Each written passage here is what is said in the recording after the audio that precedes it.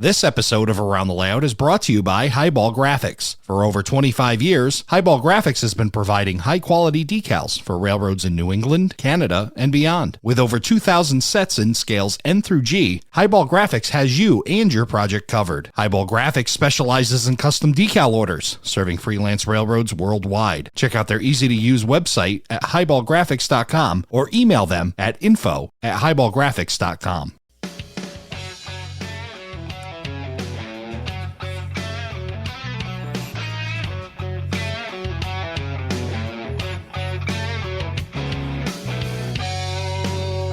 Hello, everybody, and welcome to Around the Layout, where model railroaders come to tell their story. My name is Ray Arnott. So glad you could join us. Joining me tonight from Bernardsville, New Jersey, Ron Klaiss. Ron, welcome to the show. Hey, Ray. How you doing? Good. Thanks for having me.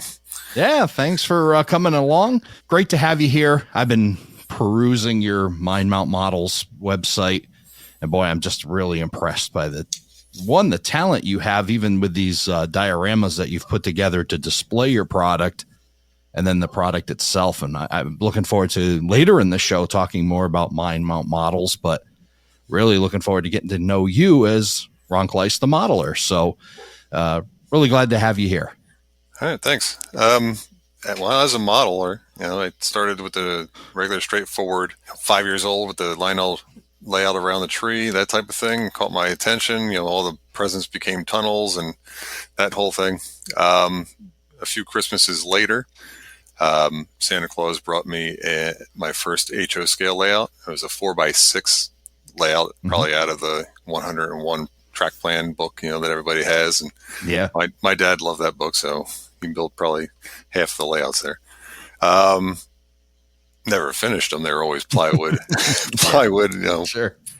But then as a teenager, young teenager, 12, 13, 14, I started building my first serious HO scale layout. It was about 8x8, 8x9, somewhere in there in my garage. And at the same time, I was doing a lot of military models, tanks, and especially airplanes. Love the airplanes, jets, fighter jets, and everything. And I think that kind of honed my weathering skills and my modeling skills that way, where some of the stuff that you wouldn't learn, especially back in the early mid 80s, you didn't really hear about it in the model railroad world, but you would hear different techniques and ways of doing things in the plastic world. So yeah, I mean, I've heard that story before, that the folks that do the military modeling and everything else kind of have like a leg up on everybody when it comes to that weathering and whatnot. Where were you getting that information from? Where were you learning? Because this is mid '80s, and again, no internet. So where were you learning this stuff? Just figuring it out myself, and also the one magazine I would get, I think it was just called Fine Scale Modeler. Yeah. And it was a really nice magazine. I'm sure it's still out there. Really good magazine. They had good techniques and stuff. I talk a little bit. I mean, I was at the hobby shop almost every day as a teenager. Yeah. Rode my bike down there, talked to the guys. Would display my models in their little showcase and everything. It was nice. As a teenager, that was, having 13 years old and having your stuff displayed in a hobby shop. Oh my gosh. Oh yeah. That was on top of the world. Yeah, that makes you kind of quasi-celebrity down in that area, right? Did you grow up near Bernardsville, or did you? No, much further south in South Jersey instead of North Jersey. Okay. Town called Absecon. It's close to Atlantic City. Okay. Absecon, New Jersey, and I grew up there. Great town. They actually had 2 hobby shops. Now there's none, unfortunately. Yeah. Would ride my bike to both of them, get all my supplies there, all my kits, all my models. All my trains practically, unless Santa Claus brought me more of them. Yeah. So in that area that you grew up in, that South Jersey area, you mentioned model railroading, was kind of brought by Santa Claus and others, but was there any prototype kind of stuff that was also drawing your eye? Not so much. I mean, I would go see, there was a line that ran through my town. It was it was some freight go through there, but it was primarily NJ Transit from Philly to Atlantic City. Okay. the Gambler's Express. Yeah. So you'd see like RDCs and stuff like that. Right. But very little freight through there. My dad would occasionally take me to the Philly area, and my grandfather worked for the Pennsylvania Railroad, Conrail, all that stuff. Oh, wow. And I remember one time I was in South Philly, the South Philly yards, and he's like, we're walking through the yards, where it was no problem back then. Right. I think I was probably about 10, 9 or 10, and we hop up into this engine, which at the time I didn't even realize was a GG1. Yep. And I'm at the throttle of a GG1 moving it back and forth in the yard. Oh, wow. Yeah. Wow. And it was kind of funny. Years later, I'm probably like almost 30 years later, 35 years later, I take my kids to Strasburg, the Railroad Museum, Pennsylvania. Right. And I hop into the GG1 that they have, beautiful display model they have there. And I sit at the engineer seat and I look out the window, and all of a sudden that oval window that you see that a GG1 has, and I'm sitting there, I'm like, holy cow, I'm like 9 years old again. And it was like a total flashback. And yeah, I mean, that was the type of prototype stuff I would see. I remember seeing some of the Spirit of 76 type of stuff when I was really young. That was going all over the country back then. I see it, but nothing major. I wouldn't go trackside a lot. I wasn't into rail fanning with photography or anything like that. Yeah, that GG1 experience, that's really amazing, and nowadays super rare. It's really neat that you were able to get that experience as a kid. Yeah, early 80s. I mean, they're about to get phased out pretty much, I imagine. Yeah. So, well,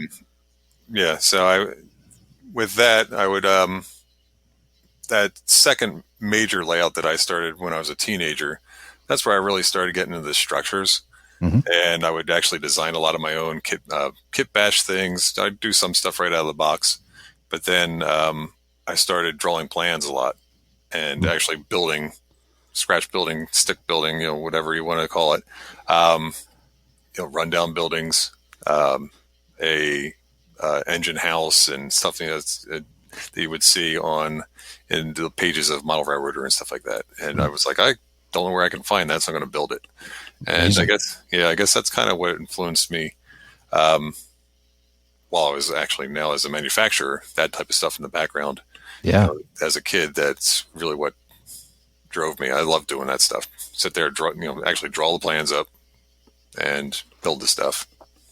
Yeah, that's pretty amazing, especially at even teenage years to be inspired to do that kind of stuff. And you mentioned, seeing it in what Railroad Model Craftsman you mentioned, and Model Railroader, Model Railroader, and seeing it in the books. Do you recall anything that you saw in there that really sticks with you as like a real big inspiration to kind of get into that?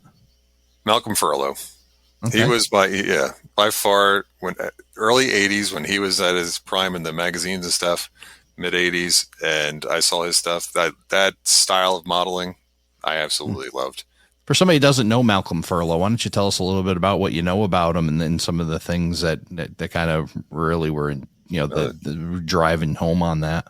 It was the Jerome and Southern, I think it is. That one layout that they had, that was like a project layout they had for a while. That style, and I think some of the San Juan Central, and just seeing the style of modeling that he had, and just the more artistic side of it. Okay. That's my style when I'm into model railroading. I enjoy the prototype, and my layout, I guess, would be kind of proto freelance, the one I have currently. And seeing that is what really inspired me. And then also getting the Dave Frary scenery book. Okay. That was like the Bible when I was a teenager and I was building that second layout, and just the techniques that I saw in that book. I remember before I even got the book, I was asking for it and trying to save my money up so I could go to the hobby shop and buy a copy of it. Yeah. In the pages of Model Railroader, they had advertisements for it. And if you had a magnifying glass, you could actually zoom in on the pictures and read some of the techniques that they would actually have, because they would have like pictures of the pages. And I actually remember reading that, and I could use lichen and chop it up and use it as vines, and that's actually how I learned some of my first techniques was actually not in the magazine, in the actual book, but actually out of a page of the magazine of Model Railroader. It's kind of funny. You're ripping it off of the ad with a magnifying glass. That's pretty cool. Yeah. So teenage years, you're starting to develop. You're drawing these plans. Do you remember like what some of your first buildings were? Like, what were you really drawn to as you were starting to do these designs? Oh, it was trestle bridges. It was a wooden engine house, 2-stall engine house. I had an abandoned building that I actually built 2x4s and 16-inch centers, and had the rafters caving in and vines growing through it. Basic warehouses, stuff that I could handle. Nothing as complicated as I'm doing now with some of the kits that I have, because lasers weren't exactly commonplace back then. No, they weren't. The lasers weren't. The internet wasn't. There's a lot of things that weren't commonplace back then, but these buildings, were they buildings that you had seen in other places and like said, hey, I want to replicate this, or like were they real buildings that you had seen, or were they just kind of proto fantasy kind of things? What was the ideas coming from? Some of them were proto fantasy, made up stuff that I would just have in my head. I like this kind of shape. I want a rundown house, and I had to have a basic house shape. But then also the engine house was sort of off of a plan at a Model Railroader. Okay. And I modified it to fit my location. That type of thing. I mean, it's either I make it up 100%, or get inspired by a structure that I saw in a magazine. Talked about you had as a teenager, you're building these buildings, but you also had a layout of some form. How many, kind of was that layout kind of going through many evolutions as you were learning these things, like taking buildings down, putting them up? What kind of, interaction were you having with it? It was kind of it would just go along. As a teenager, I'm just trying all types of techniques. Sure. So I wouldn't really rip anything out. Yep. I would just try a new technique in a new area of the layout. It was big enough for what I had, an 8x8, 8x9. It was, I had a lot to cover. So it was, I tried out the webbing, the cardboard webbing and the plaster. I tried some of the screen techniques. Foam really didn't exist back then. People weren't doing any type of stacked foam. I would get the bead foam from the packaging, and then you try and shave that and foam. Oh boy, form that, and I'd have beads and stuck in. It's all static electricity and stuck to me and stuff. So it wasn't too conducive to doing scenery with. So developing these scenery techniques, you're learning all this stuff. What a great little platform to kind of learn in your teenage years. Does this kind of last through high school, college, or did you move away from it? How did that shape out? I did model railroading up until about 16, 17, and it wasn't so much girls and cars. It was actually guitars. Okay. So I found a guitar, started learning how to play that, and I was rocking out for a while. Yeah. And even though I was a rocker and going out and playing in bands and stuff like that, I always had a layout. My dad was my biggest inspiration or biggest supporter of it. Mm-hmm. Like since Christmas, the first layout, he always helped me with that second layout that I had. When I moved out and I was in an apartment, one Christmas, he got me all this N scale stuff, and he was one of those Atlas track plans and a board and all the sectional track to go with it and stuff. So next to the guitar, I had a little 2-foot by 4-foot switching layout type thing, an N scale. Awesome. Yeah. So that was my early 20s. And then I ended up getting out of the rocker thing and started growing up, and I carried that little N scale layout up to North Jersey, where I'm currently at. Yep. And I was working on that for a while and doing scenery on that and building mountains and rivers and everything. I found out that N scale is too small for me. Yeah. Big hands and glasses and bad eyes and stuff. I need a little bit bigger models and stuff. Yeah, but it definitely carried you through until where you are now. I want to go back a little bit. And your dad was really big into you being a model railroader. Absolutely. I remember even before the layouts I had, he had this like a 5x9. I think it was called the Granite Gorge, one of those Atlas track plans again. Yeah. He just liked to run trains.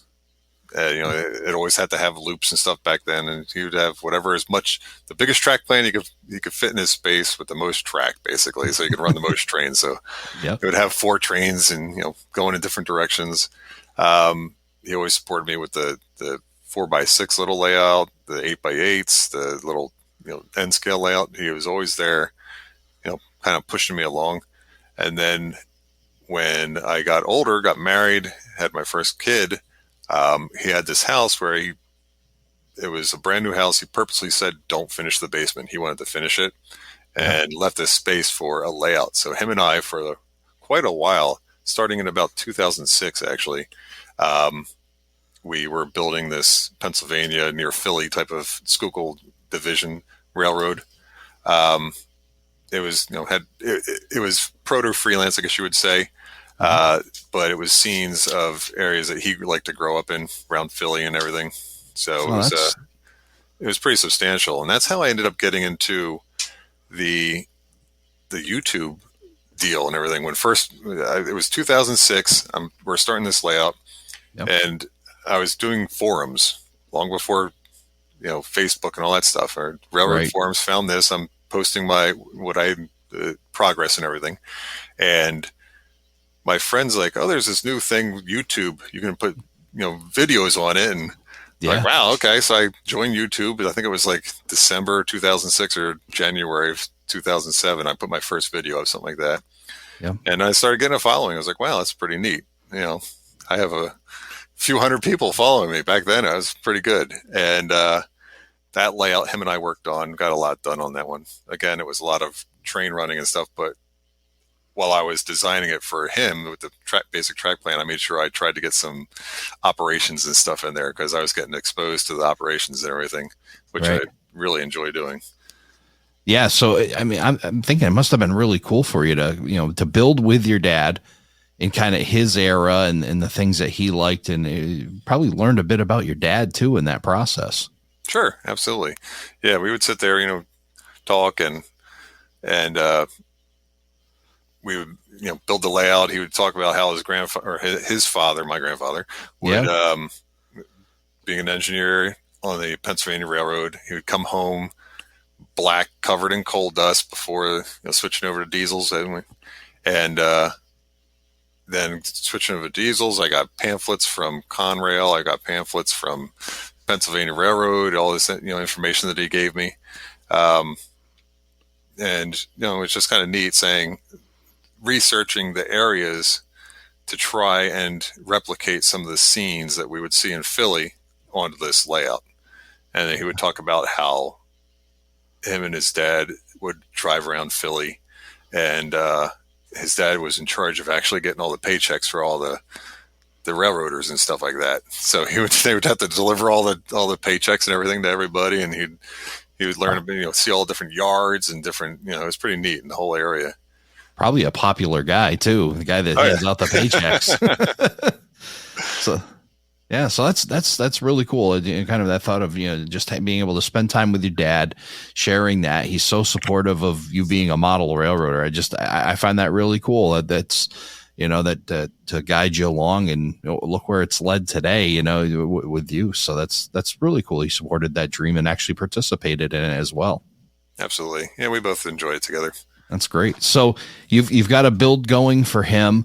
You mentioned, your introduction to operations. Let's talk a bit about that. Where did you start? I mean, it sounds like you had this, switching layout when you were in college, N scale. Where did this idea and your introduction to operations begin? Actually, it was with a friend of mine. His name's Tom Picarillo. He lives near me. He's in North Jersey, about 15 minutes away. And he came into the hardware store that I was managing at one time, and just happened to strike up a conversation about railroading and stuff. And asked if I could, he said, "Oh, you come on over," and we got to talking, and went over to his house. He has a beautiful 2-rail O scale traction layout. Okay. Yeah, all live overhead wire, Oh, and wow.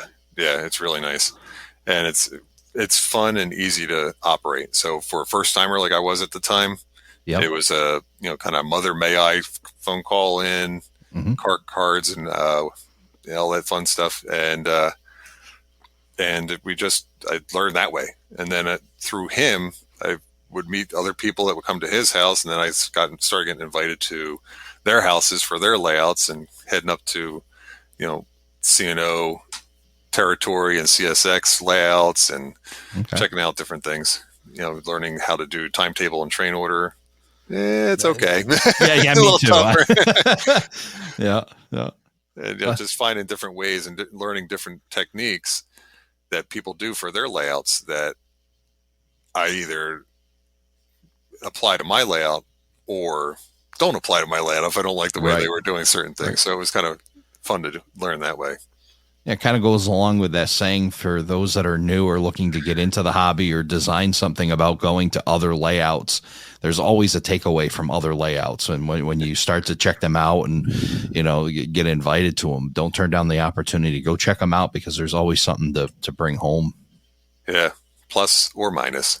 Yeah, plus or minus, and that's okay too. And Yep.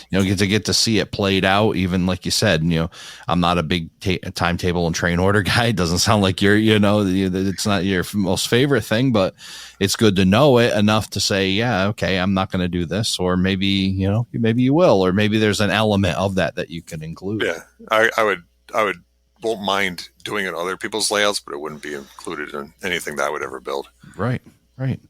There's some people that don't like doing paperwork, and I'm a track warrant guy. It's like, but they come to mind, they do it, and they go, this isn't for me. Or maybe they say, okay, maybe this is something I can incorporate, or a portion of it, or something of that nature. So, yeah, certainly good advice to always go get to see layouts like you did and learned operations from that. So, as you said, you added operations to your dad's layout. When do you start kind of working something of your own when it comes to a layout? That would be the one that you were talking about. Would be the Mine Mountain Seaside Railroad. Okay. Yep. I had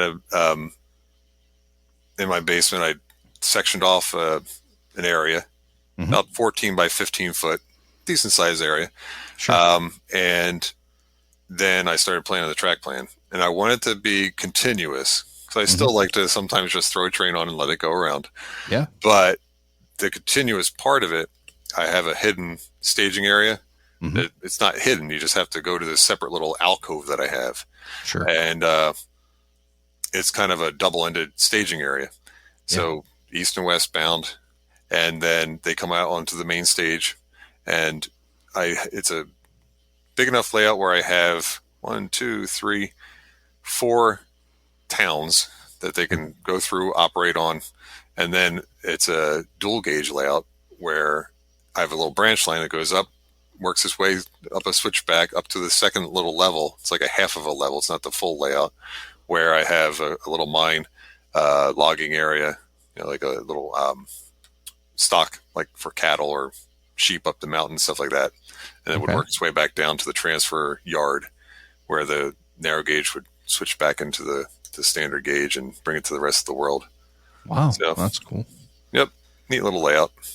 Yeah. Yeah. So where, to do dual gauge, I mean, where, did you start to see in that smaller, what gauge is that smaller gauge? What would you call it?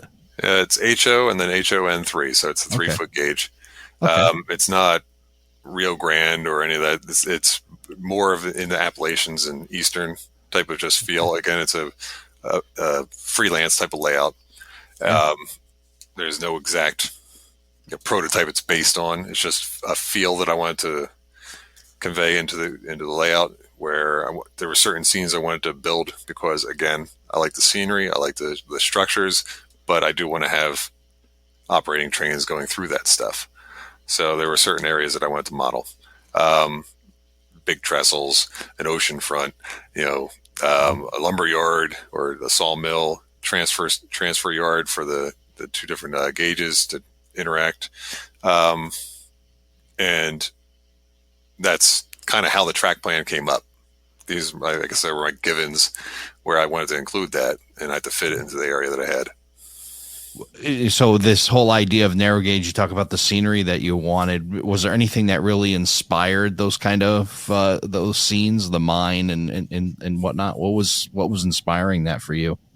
Just stuff that I've seen, again, through magazines, now on the internet at the time, seeing stuff, the areas and the structures that I wanted to build. Okay. And include, and this is long before I started a company. Yeah. There were things that I wanted to just build, but I needed a place to put them. Not just like a diorama on a shelf. I wanted to include them in the layout. Sure. So that's basically either through my mind or a structure that I saw somebody else build, or a real prototype structure that I saw that I could modify and change up a little bit to make it a little more interesting, I guess you would say, for operations or just for visual looks. Right. So you're doing the scratch building and the craft, kind of building those buildings. Do you have a favorite on your layout? Not really. I mean, I enjoy building all of them. I mean, it was some of it was other craftsman companies. Some of it is kit bash versions. Some of it's just parts or scratch built completely. But so they're kind of like children, huh? You can't pick a favorite. They're all kind of like, all of your kind of kids where you can't say love one over the other. Yep. I enjoyed all. Even with the kits that I come out with now, they're all have a certain spot in my heart, I guess you would say. Yeah. So we've been kind of hinting around it and this idea of, you've been building buildings since, your teenage years. When do you start to get this, the idea that, hey, I could kind of do this and start building for other people as well? It started, actually, I was building a few layouts for people. Okay. That was how does that start? Because how do you start building for other? I mean, other than your dad. I mean, you talked about that. How does that evolve? That's a pretty neat way of going about. Just again at the hardware store, customers would come in. I would talk with them and everything, and strike up conversations. And model railroading come up. Hey, one guy ended up saying, "Hey, could you help me build a layout?" So I ended up designing a layout with him. Actually, the first one I did was for a young boy. It was a Lionel layout, where this artist that I knew, he was painting a backdrop, and the family wanted it to be a little bit better than what it was. It was basically an oval. Okay. And so it was on a 6 by 12 foot table. So I went there, took a look at it and said, okay, I can get this. I can improve this. I can add mountains. I can do cities, whatever you want. I can come up with a little track plan. Of course, I incorporated a little bit of switching in there just in case, just sparked interest for the kid. Yeah. And that was my first layout that I ended up redesigning. The little hiccup that they said, this was probably mid-November. Mm-hmm. The family's like, well, we're having a big party and we want it done by this date. So I had to redesign and build this whole layout in about a month. Holy mackerel. And I have a full-time job at the time. Yeah. So this is me working at it at my house, bringing the parts and installing it on their layout. And then, my days off, I'm building the scenery real quick. And it actually turned out really nice. I really enjoyed doing that one. Lionel's fun. I mean, it brings you back to being a kid. Sure. And they just the big chunky trains, and it was a nice one. So then that one, I got my brain thinking, oh wow, maybe I can build layouts for people. Yeah. And I made a basic little advertisement, just hung it at the hardware store. And another guy said, hey, well, what's this about? And I started talking to him, and he's like, well, I have a Markland layout I'd like to build. And Markland, it's beautiful stuff. Yeah. Not sure if you're familiar with it, but other than the little dots in the track, it's an HO scale stuff that I was building. Yep. It's almost like a third rail, basically, similar to Lionel, but it's an HO scale. but I mean, the equipment just ran beautifully and just it's so far advanced than what we had in America at the time. Yep. And a decent sized layout, designed that one, did all the scenery, built that whole thing. That was a fun one to do. And then that one led to another guy coming up to me in the hardware store. I hear a connection. Everything just comes through this hardware store. Yeah. And the next one was a LGB layout, G-scale layout, that a guy wanted just to have running around his ceiling in his basement. Yeah, Okay. big basement, had like 10-foot ceilings. He's like, oh, I want to. Originally, he was thinking about doing a layout, having it, like 4 feet off the ground or whatever, regular platform. Yeah. But then ended up switching it to a shelf layout that was about 7 feet off the ground, just kind of going around. Mm-hmm. And I designed that. It was all automated, where it had a little passing siding, and it would have 2 trains on there. And there was a train circuit that I found, this guy on YouTube, that actually built this circuit where it would actually sense when the trains came in, then it would release the next train, and they would actually automatically park and start and do this whole thing all by itself.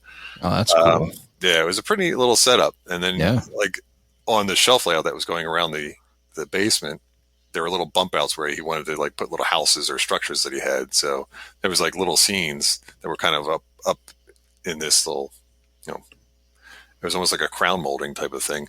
Huh, that's cool. Yeah, it was pretty neat. And half of it was suspended from the ceiling instead of actually to the wall. So I had to come up with this whole system to hang it from the ceiling. And that one was a fun one to do. Yeah, and I bet you for you, to be able to, not only do this and, kind of make a few bucks off of it, but it gives you a whole bunch of experiences with different scales, different product. You talked about LGB and, this G scale and Markland and all this in Lionel, and you get to touch all of that and that was have fun. Those experiences. Yeah, that must have been a lot of fun. Like there's so many different. It wasn't all HO, Athearn or whatever at the time. Yeah, it was every brand you could think of practically. It was pretty neat stuff. Yeah.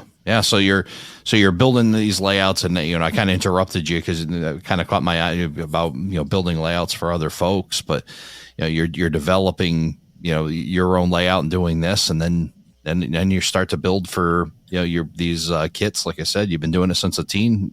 Now you're gonna hang a shingle out for that as well. Yes, that was. Well, I was doing maintenance at a pharmaceutical company. Mm-hmm. And of course, pharmaceutical companies, they merge and open and close and do all this stuff. And sure.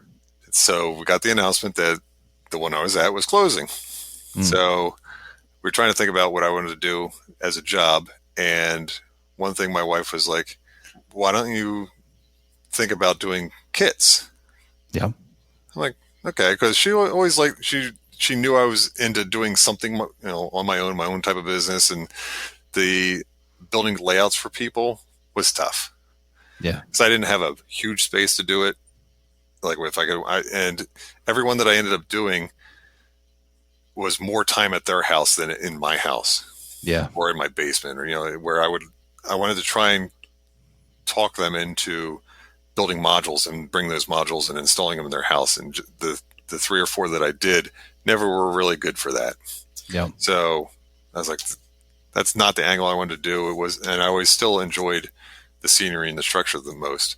So when the company was closing, I started looking into getting a laser. And I was like, okay, well, let me try this Craftsman structure kit stuff.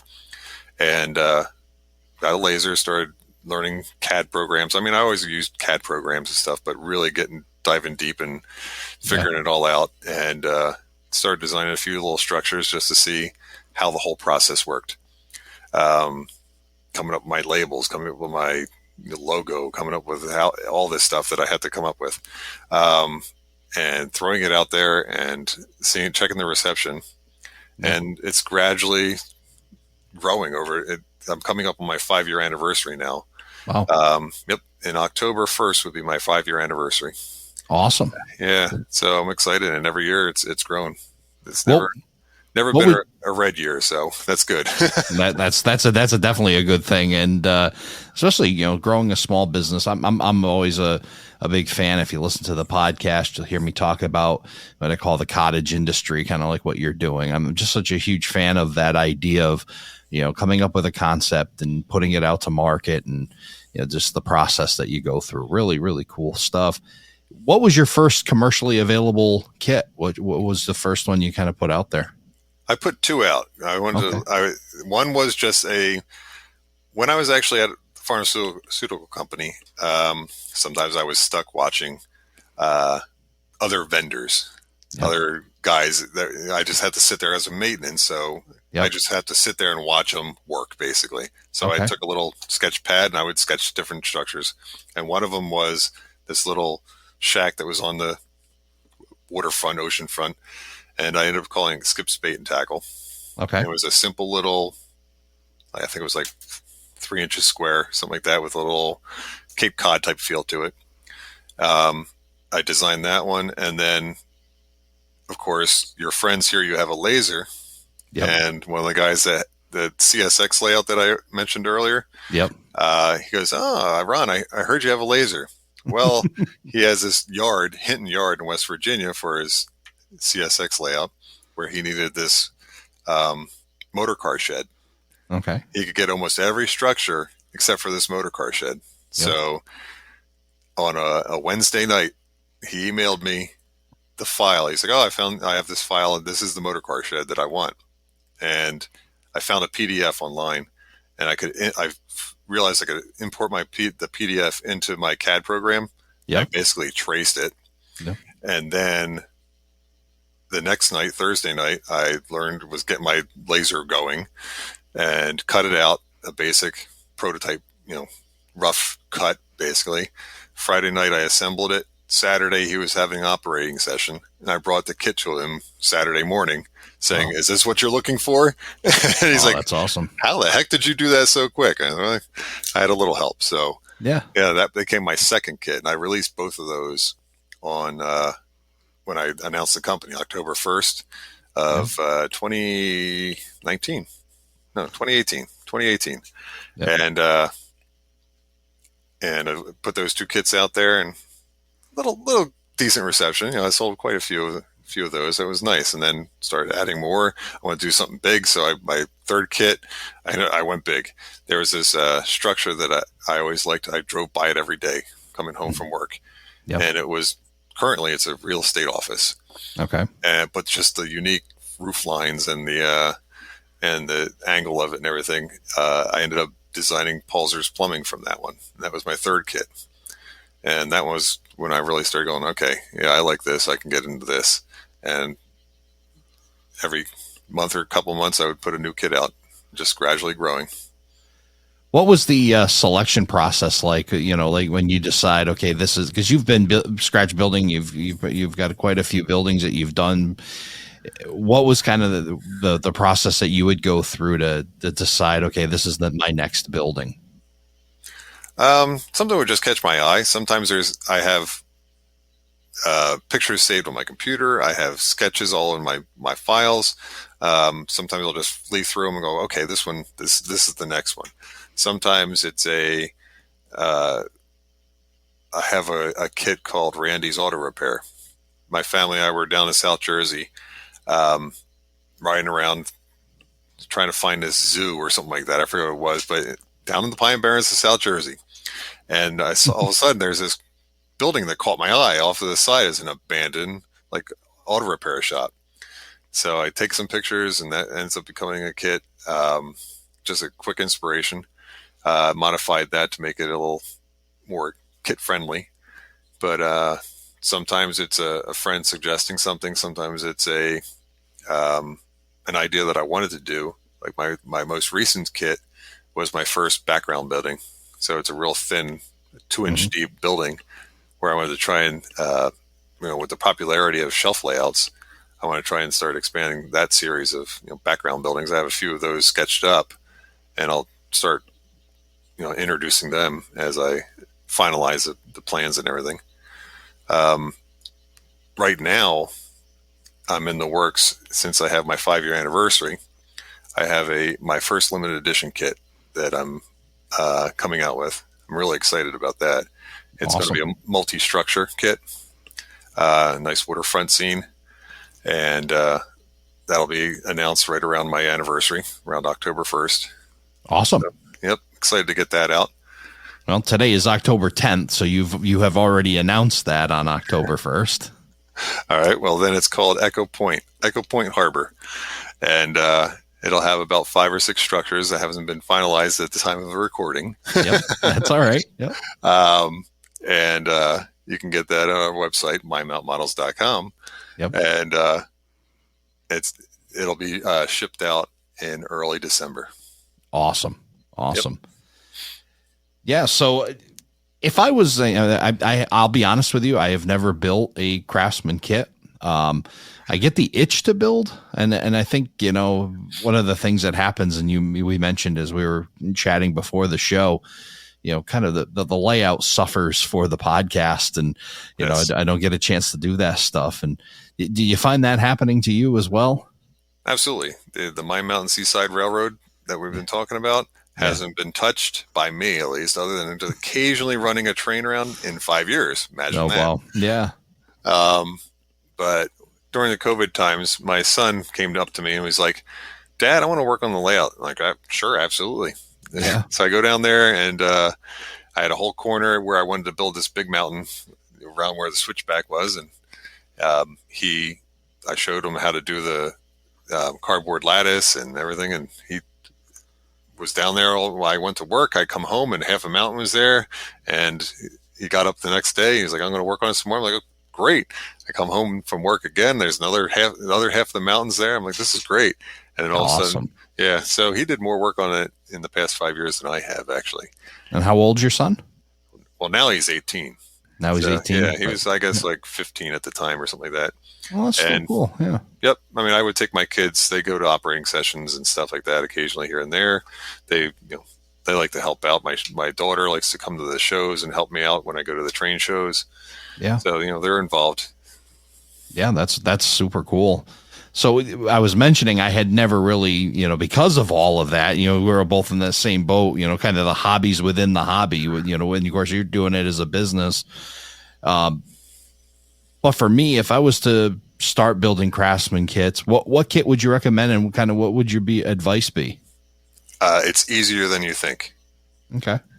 The main thing, instead of plastic and plastic glue, it's wood and wood glue. Okay. Really, it's similar techniques. Yeah. You're putting the walls together. You're painting them. You're putting a roof on it. Everybody always would look at my display models at the shows or on my website or whatever.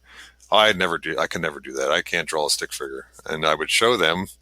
I remember doing a make and take at an NMRA meet just before the whole world shut down. Right. And it was sometimes a lot of them, people there, it was their first time building a structure kit like that. They all were basically like, "Wow, this is easier than I thought." I said, right. It's really easy. And it's fun. It's more forgiving than a plastic kit, actually, because wood is forgiving. And I don't know, it takes paint really nice. As for a kit to build first, try one of the small to medium kits. I mean, I usually suggest Skip's Bait and Tackle because it was my first kit as a manufacturer. Okay. And I kind of designed it that way. So it's small, it's simple, it's easy. It's not very expensive for somebody to get into. And if you mess up, it's not too bad. But you can't mess it up.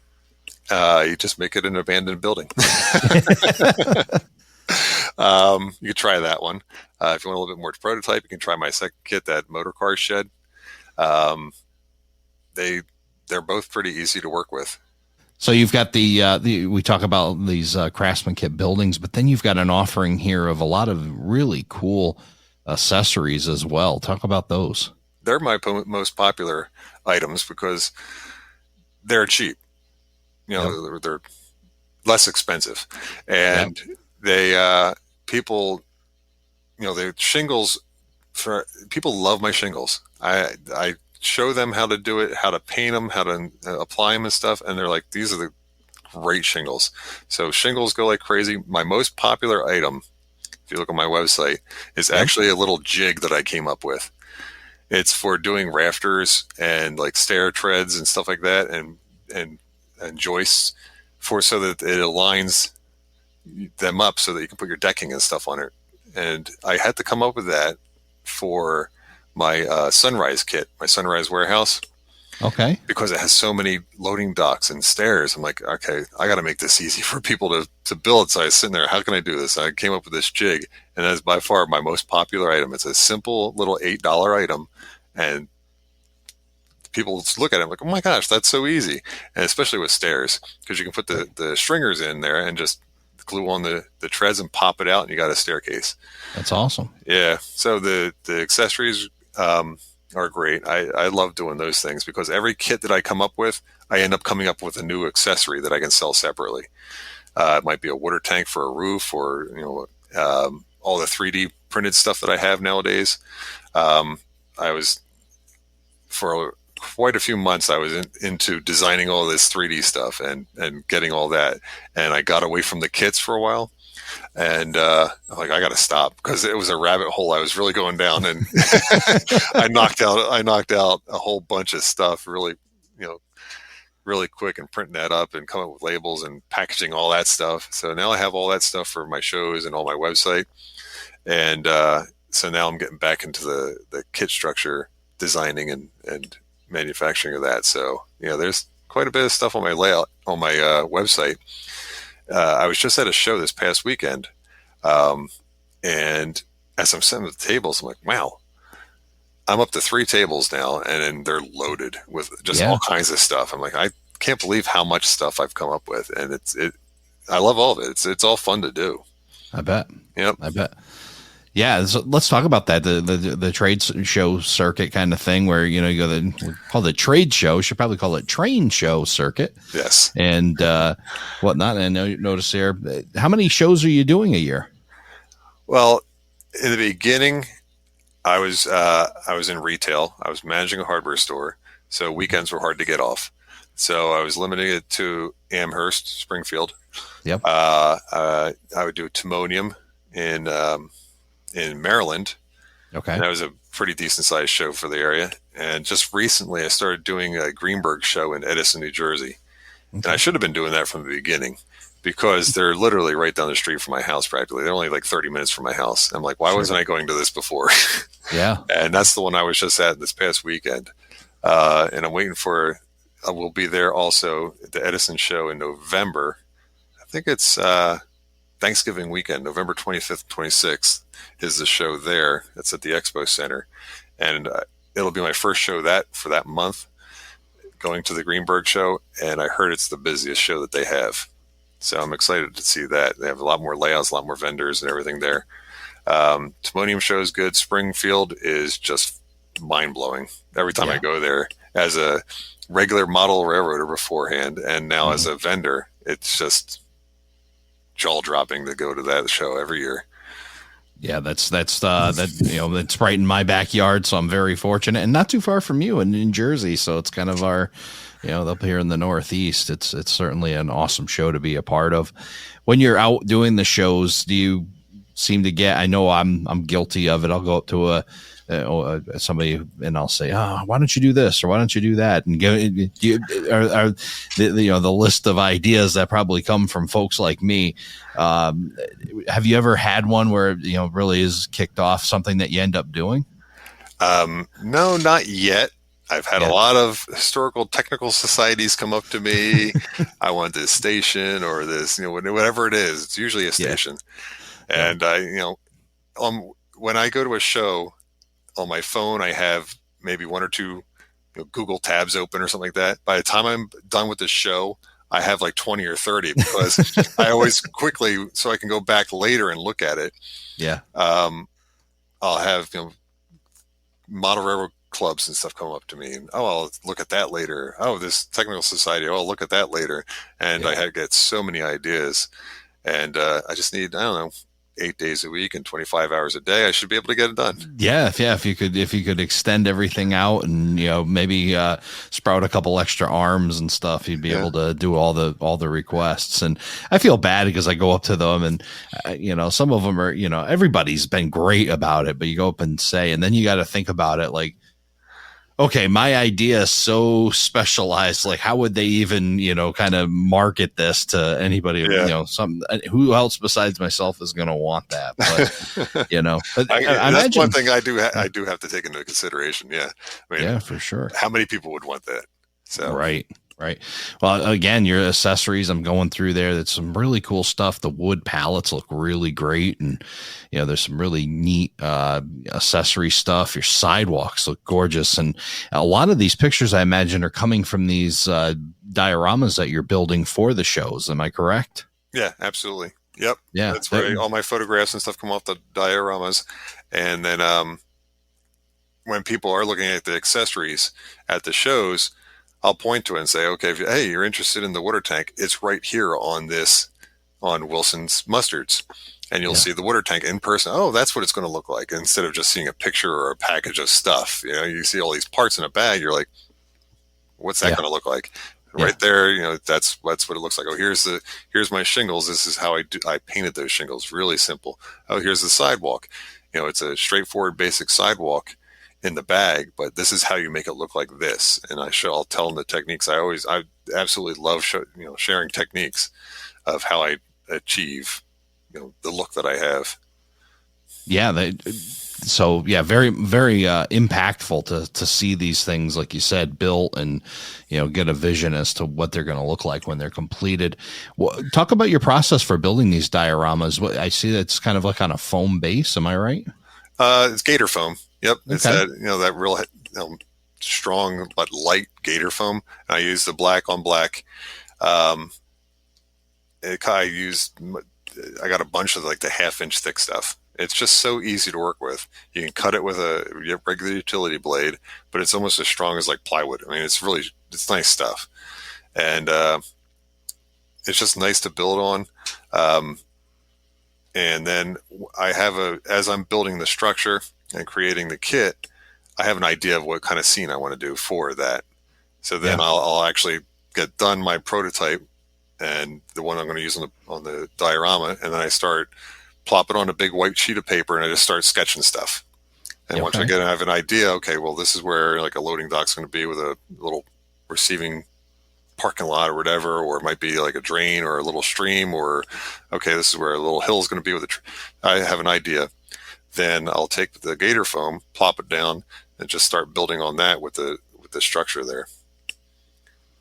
Yeah, I mean, they're just gorgeous. I'm just looking through the pictures right now on your website, mindmountmodels.com. Thank you. And they're just really, really cool. I mean, and to say that, with these kits, I mean, obviously if you have a HO scale or O scale or S scale, because you're covering all three scales, this is, could be for your layout, but I could see somebody building these just separately and doing the same thing, doing dioramas with these buildings just for, kind of collecting them and building them without a layout, or maybe for future, considerations on a layout. If they, you don't have room for it now, you could build them and put them on a diorama just as you have done for the shows. Yeah. I have a customer gallery section on my website where I love to see what people do with my kits. And I especially love when they bash them to heck and you're not even like recognizable and sometimes.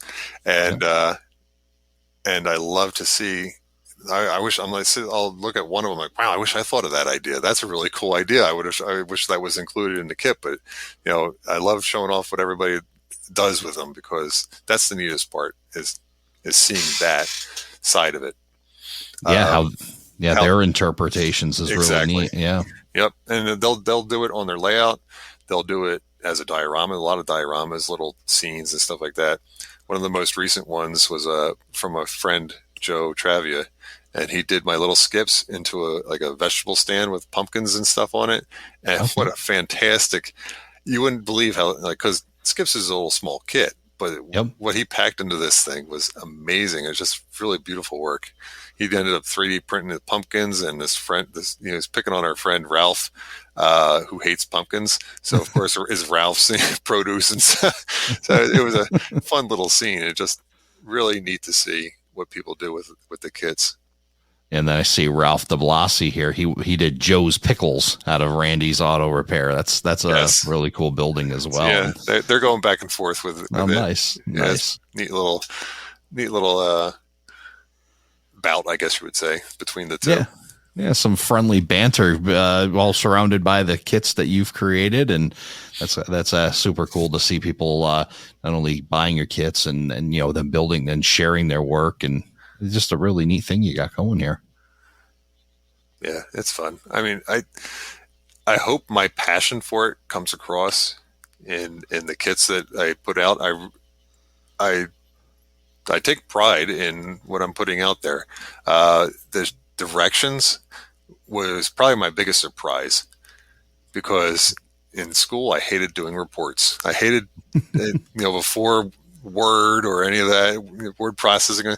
You had a typewriter. I hated typing the reports up, and I had so much white out on the typewriter, and I'd hand the stuff out, hand the stuff into the teacher. I hated doing that, and I always hated doing just writing reports.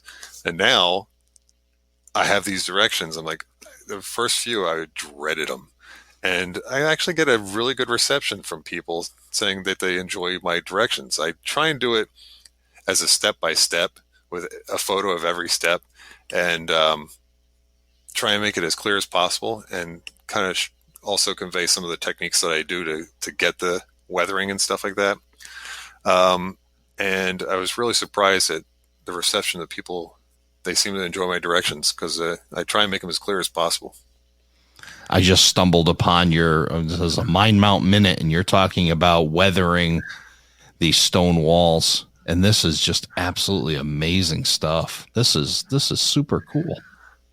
Yeah, it was funny, because that was for my Paulser's Plumbing. I ended up making that Mind Mount Minute. Yeah. And I painted the walls. It must have been subconscious, because I chose those colors for that, where you see it. And in that Mind Mount Minute, you'll see a picture of a prototype wall. Yeah. And it's actually right down the street from my old job where the hardware store was. Okay. And I must have been just walking by it, not even noticing it. Right. And all of a sudden, after I painted the stone walls for Paulser's Plumbing, I look over, I'm like, wait a second, that bridge looks exactly what I've been painting. So that was like the prototype, photo that I ended up including in the Mind Mount Minute. And it was kind of funny. I never even noticed it until after the whole process was done. Unconsciously it laid an impression on you for sure. And boy, is it, I'm scrolling down and looking at what you did here by laser cutting the stone, and then all the steps are right here. This is really amazing stuff, and man, about 1,000 uses that you could use for that stone. Yep. Yeah. And in the beginning, I was trying to do some of the texture sheets, like brick or stone or something like that, but they just take too long, and they eat up way too much time on the laser. So I ended up not doing them, but I do include a lot of textures and stuff in my kits, either brick or stone in parts of the kits, but not as separate products. Yeah, and then you got another one here on corrugated panels for roofs, and there's 100 other applications for those as well. Been used in fencing. They've been used in a bunch of different things. Boy, it's just some really awesome stuff you got here. So yeah, I guess it goes back to what you said. When people come up and they look at them, yes, you can, and this is how you do it. The information's right here, so you're providing that as well. Yep, I try for the kits that have the stone in it or the brick or the corrugated, I'll include some of the Mind Mount Minutes in the actual packaging, so they can there's a little printout sheet that I'll include. So 5 years of Mind Mount models. It was on October 1st, and really cool thing that you've done here, starting from just a love from a teenager from scratch building up to an awesome business you've got here, where you're providing all this information and these great kits and accessories and everything else. what do you think? You talked about this limited edition kit that you're going to do. Is there anything else that you kind of, on the horizon that you're things that you'd like to accomplish with Mind Mount Models? I just put out the best kits available, I'd hope. After the big limited edition kit, there's a few like medium-sized kits that I have planned that I want to get out there. So then, keep an eye open for those. Again, whatever accessories come out of those, that's what you'll see those on the website. I usually announce those in my email blasts. If you want to get on our email, just go to mymountmodels.com, and at the bottom of almost every page you can apply and add your name to our list. And I don't bombard you with a whole bunch of emails all the time. It's only when I have a new product announcement or a new kit announcement, something like that, or if it's a sale. Everybody likes a sale. Absolutely. If you are an NMRA member, we are part of the partnership program. So you can go log on to the NMRA website and look for our name under the partnership program and get the code there for a special discount there also. Awesome. Yep. So mindmountmodels.com will provide all the links in there. You also want to follow them on Facebook as well, facebook.com/mindmountmodels. And again, Instagram. And Instagram. Check them out there. What's that, at Mind Mount Models? Yes. Mm-hmm. All right. So we'll provide all those links in the show notes, and also on the on our website, aroundthelayout.com, and also on the Facebook post that we'll share. We'll share some pictures of some of this stuff, but you'll definitely want to go to their website, loaded with great information and awesome photos of the kits that are available. So, Ron, I want to thank you very much for coming on Around the Layout and sharing your story. Absolutely. I appreciate it. Thank you. Thank you for joining us for this episode of Around the Layout. Learn more about today's show on our Facebook page, facebook.com/Around the Layout. Show your support by becoming an operating crew member at patreon.com/Around the Layout podcast. Past episodes and more can be found on our website, aroundthelayout.com. And send us your feedback, aroundthelayout@gmail.com. Thanks for hanging out with us around the layout.